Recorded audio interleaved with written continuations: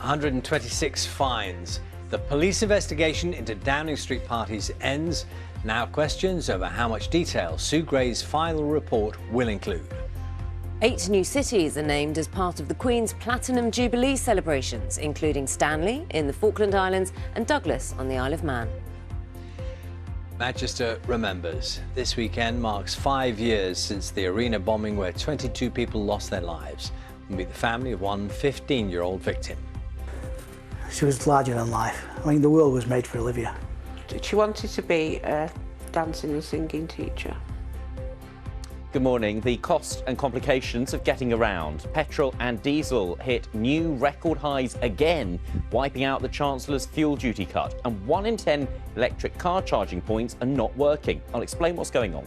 One of the most influential figures in Washington, Nancy Pelosi, has warned that the US Congress will not support a free trade deal with the UK if post-Brexit trading arrangements in Northern Ireland are scrapped. The government intends to introduce legislation allowing it to amend customs regulations to try to restore power sharing.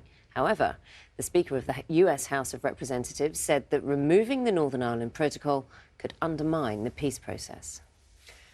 There is anger over plans to use a former RAF base in North Yorkshire to house 1,500 asylum seekers.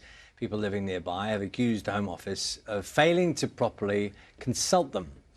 Residents from Linton-on-Ouse near York met civil servants at a parish council meeting last night to outline their concerns. Centre expected to open at the end of this month is designed to help end the government's reliance on hotels while asylum claims are being processed. People are really, really angry. As we keep saying, this is the wrong plan for asylum seekers and for the village. It's in the wrong place because it makes no sense for anybody. The only people who support this are the Home Office. And it's the wrong process because there's been no planning permission applied for. There's been no consultation. There's been no looking at the issue with sewage. So when the sewage system, which is already overloaded, tips over, it pumps raw effluent into the River Ouse. So people downstream are going to experience that because there'll be more people here than wherever on the base.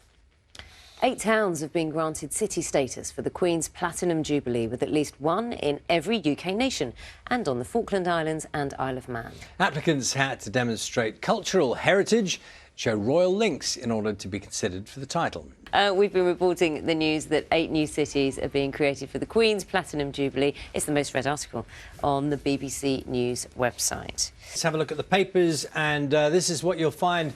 Some of the front pages for you. Daily Telegraph first, reporting senior civil servant Sue Gray is demanding that key players in the so-called Partygate scandal are named in her much-awaited report. More on that throughout the morning this morning. The Sun is leading on Britain's biggest ever lottery jackpot winners, Joe and Jess Thwaites, who landed a whopping £184 million with a lucky dip ticket bought just the day before. The paper says the couple celebrated with steak and chips. We're going to be talking to the senior winners advisor of the National Lottery in about an hour and a half. Let's have a look at the Metro. You'll see quite a few of these pictures this morning. This is Tom Cruise, of course, and the Duchess of Cambridge.